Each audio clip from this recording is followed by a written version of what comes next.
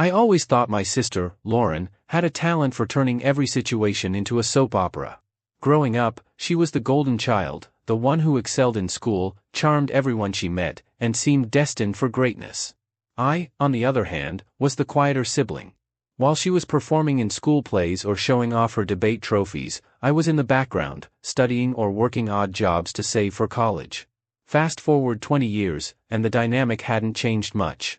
Lauren, 37F, started her own marketing business after college, and for a while, it seemed like she was thriving. She had the polished website, the flashy Instagram posts about her hustle, and endless stories of networking events with big clients.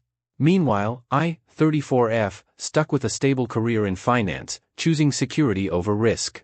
I didn't envy Lauren's entrepreneurial life, it seemed stressful. But I admired her confidence and believed she had everything under control. That was until I discovered that her business was nothing more than a crumbling facade, and she was dragging our parents down with her. It all started about a year ago, when my parents, who are in their late 60s, began acting strangely about money. My mom, who usually loved spoiling her grandkids, started declining our invitations for family dinners, claiming she needed to cut back on expenses. My dad, who had been retired for 3 years, mentioned looking into part-time work. At first, I thought they were just being cautious. The economy wasn't great, and maybe they were feeling the pinch like everyone else. But things didn't add up.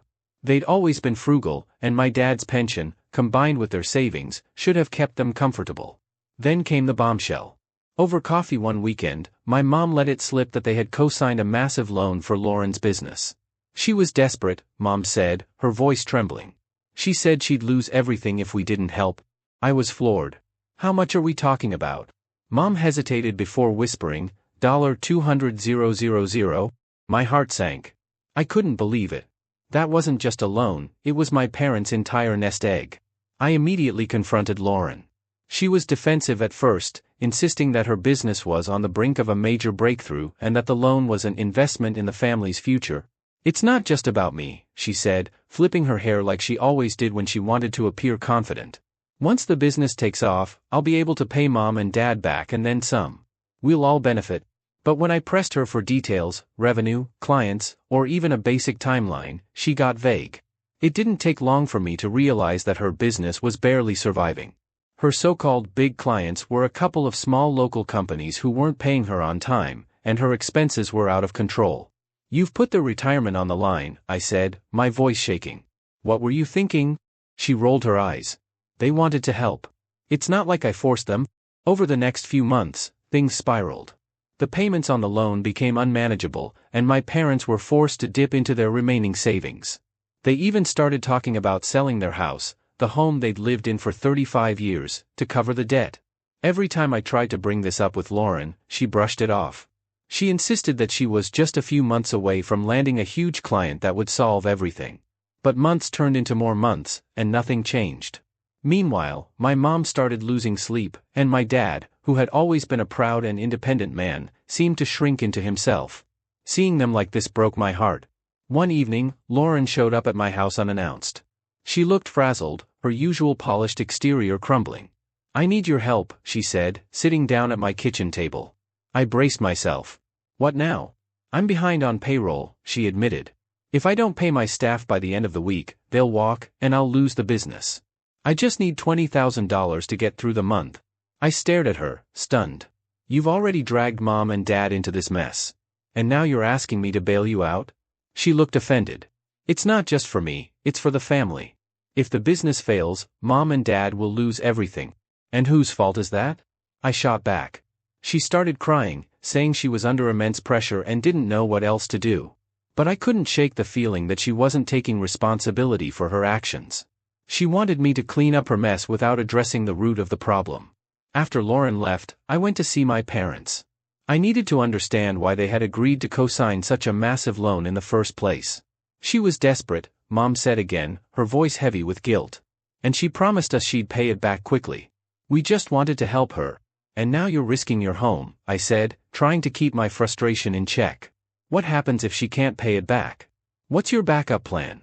My dad, who had been silent, finally spoke. We don't have one, he admitted. It was clear they'd acted out of love and a desire to support their child, but Lauren had taken advantage of that. And now they were paying the price. A few weeks later, things came to a head. Lauren's big client fell through, and she admitted she was on the brink of bankruptcy. She begged me once again for help, saying it was the only way to save our parents. But I couldn't do it. You need to take responsibility for your mistakes, I told her. I won't enable you. Lauren exploded, accusing me of being selfish and unsupportive. You're just jealous because Mom and Dad have always believed in me more than you, she screamed. It felt like a slap in the face. I'd spent my entire life trying to be the responsible one, and now I was being vilified for not throwing my own savings into her bottomless pit of debt.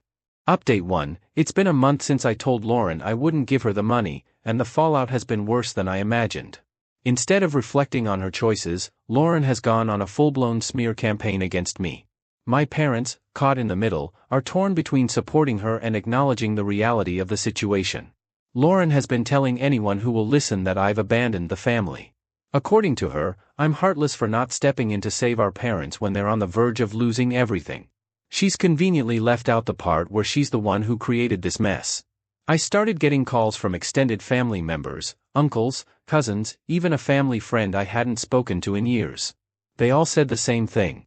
Lauren says you're refusing to help your parents. Is everything okay? I had to explain the real story over and over again. Most of them were shocked to hear about the loan and Lauren's business struggles.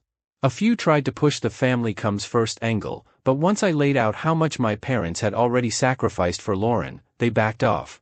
Still, the damage was done. Lauren's version of events had spread far and wide, and I could feel the judgment from some corners of the family. Meanwhile, my parents' financial situation has worsened. They've started selling off personal belongings to keep up with the loan payments, and the stress is taking a toll on their health. My mom called me last week, her voice shaking. We might have to sell the house, she admitted. I felt a lump in my throat. This was the house where I'd grown up, where we'd celebrated birthdays and holidays, where my dad had spent years tending to the garden he loved so much. Have you talked to Lauren about this? I asked, even though I already knew the answer. She's doing everything she can, Mom said defensively. It was infuriating. Lauren wasn't doing everything she could, she was doing everything she could to avoid responsibility. A few days later, Lauren showed up at my apartment unannounced. She looked more disheveled than I'd ever seen her, no makeup, hair in a messy bun, and dark circles under her eyes. I need to talk to you, she said, pushing past me into the living room. I thought we already had this conversation, I said, crossing my arms.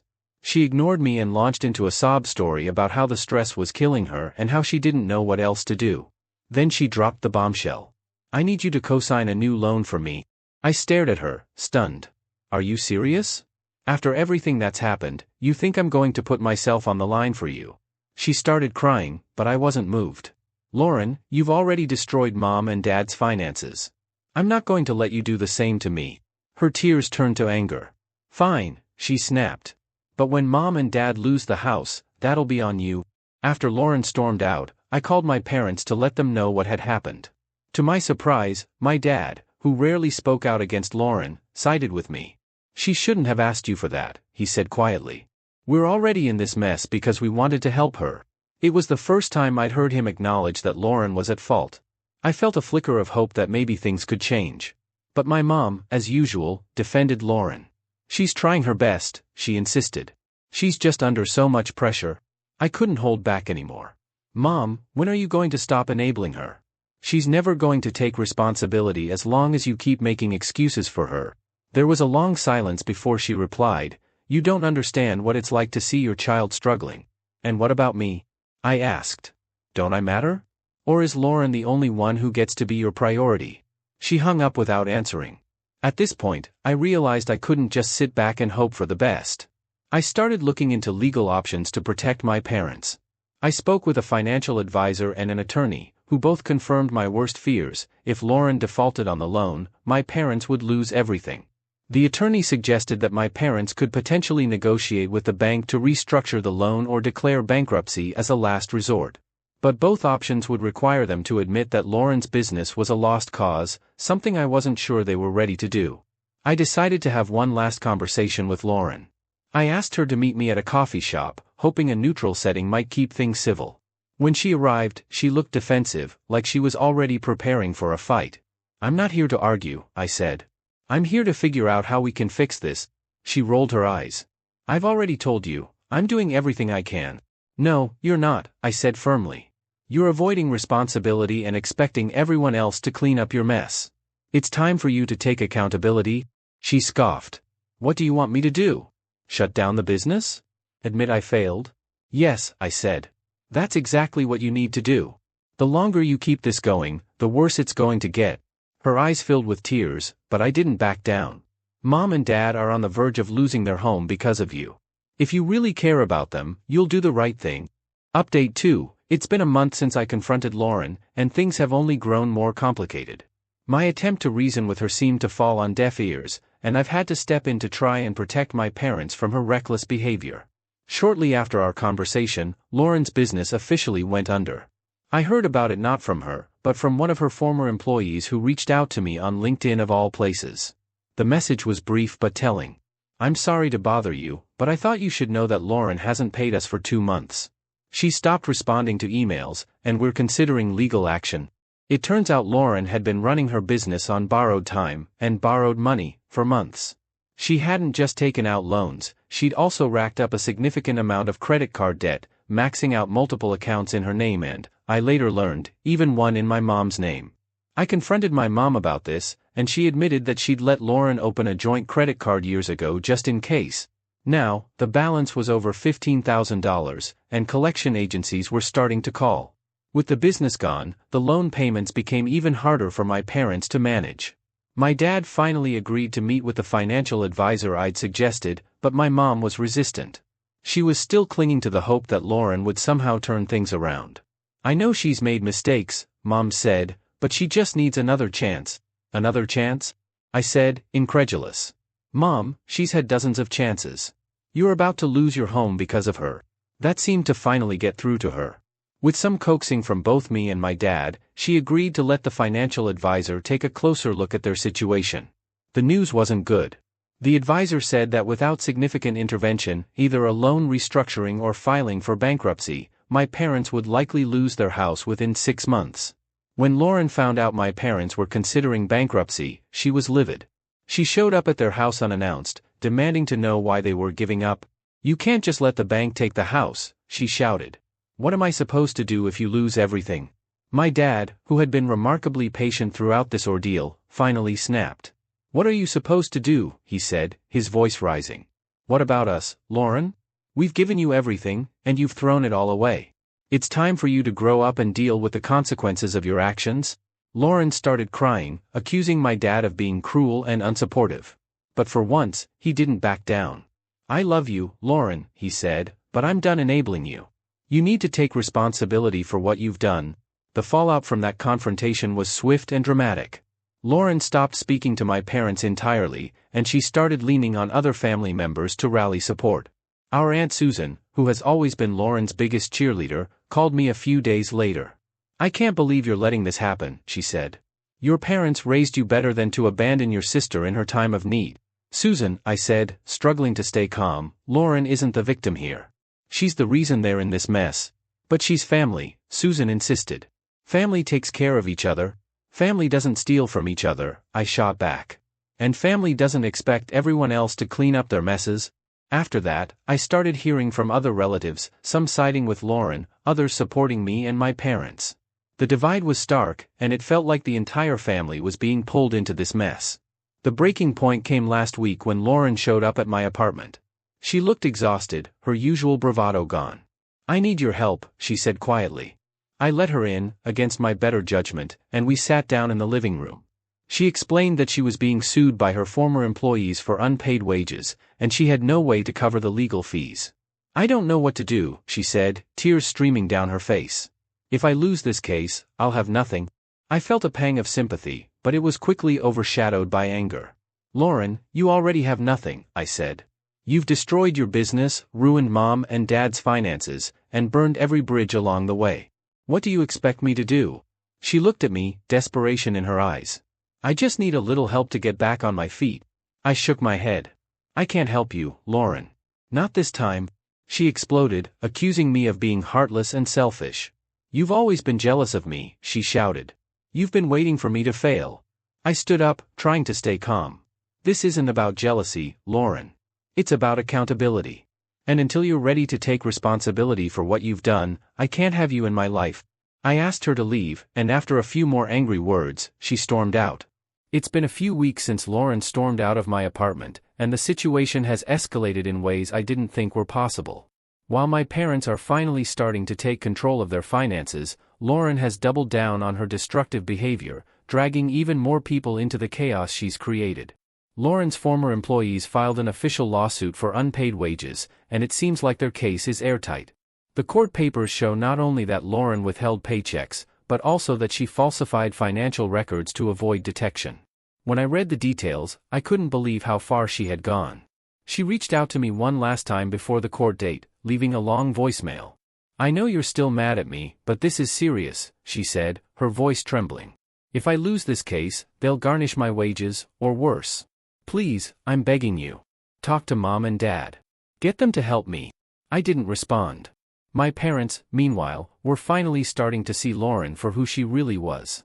The financial advisor they'd been working with helped them negotiate a repayment plan for the loan, which would allow them to keep their house, for now. It wasn't an easy decision. They had to sell several family heirlooms, including my dad's vintage car that he'd been restoring for years, just to cover the initial payments. Watching my dad hand over the keys to a car he'd spent so much time and love on was heartbreaking. "She doesn't deserve this," he muttered under his breath as the buyer drove away. I tried to comfort him, but there wasn't much I could say. Lauren's actions had cost him more than money, they'd cost him his pride. As the court date for the employee lawsuit approached, Lauren's behavior became increasingly erratic. She started posting cryptic messages on social media, claiming she was the victim of a family betrayal. One post read, "You think you can trust your own blood, but when it comes down to it, they'll stab you in the back. I guess loyalty doesn't mean anything anymore." The comments section was a mix of support and confusion. Some people defended her, saying it was heartbreaking to see family turn on each other. Others asked outright what she was talking about, to which she replied with vague statements about being let down by those closest to her. It was infuriating to watch her play the victim, especially knowing how much damage she had caused. If Lauren's social media posts weren't enough, Aunt Susan decided to pay me a visit to plead Lauren's case. "She's your sister," Susan said as she sat on my couch, sipping the tea I regretted offering her. "Family comes first, no matter what." I took a deep breath, trying to keep my cool. "Susan, do you have any idea how much Mom and Dad have sacrificed for Lauren? They're on the verge of losing their home because of her." Susan waved her hand dismissively. "They're her parents. It's their job to help her. And it's your job as her sister to stand by her." "That's not how this works," I said firmly. "Lauren has to take responsibility for her actions. Bailing her out again will only make things worse." Susan shook her head. "You're being too hard on her. She's under so much stress. And what about the stress she's put on everyone else?" I shot back. "Why does Lauren's stress matter more than anyone else's?" Susan didn't have an answer. When Lauren's court date finally arrived, I debated whether or not to attend. Part of me wanted to be there to see her face the consequences of her actions, but another part of me couldn't bear to watch. In the end, I decided to go, for closure, if nothing else. The courtroom was tense as her former employees took the stand, detailing how Lauren had lied to them, delayed their paychecks, and made excuses for months. One woman, who was visibly pregnant, broke down in tears as she described how she'd had to take out a payday loan just to afford groceries because Lauren hadn't paid her. Lauren sat at the defendant's table, looking small and defeated. When it was her turn to speak, she apologized profusely, but it was clear that her words didn't carry much weight. The judge ruled in favor of the employees, ordering Lauren to pay back their wages plus damages. The total amount was staggering, far more than Lauren could ever hope to afford. After the court case, Lauren showed up at my parents' house, begging them for help. She was hysterical, claiming that she would end up homeless if they didn't step in. For the first time, my parents stood firm. "We've given you everything we can," my dad said, his voice shaking. "You need to figure this out on your own." Lauren turned to my mom, tears streaming down her face. "Please, Mom. You can't just abandon me." My mom hesitated, and for a moment, I thought she might cave. But then she said something I never expected. "We love you, Lauren," she said softly. "But this is the bed you made. It's time for you to lie in it." Lauren stormed out, slamming the door behind her. It's been a few weeks since that confrontation, and I haven't heard from Lauren since. She's still posting cryptic messages online, but I've stopped paying attention. My parents are slowly rebuilding their lives, though it will take years to recover from the financial hit they've taken. As for me, I've learned a hard lesson about family. Sometimes, the people you love the most are the ones who hurt you the deepest. But standing up for yourself, and for what's right, is worth the pain.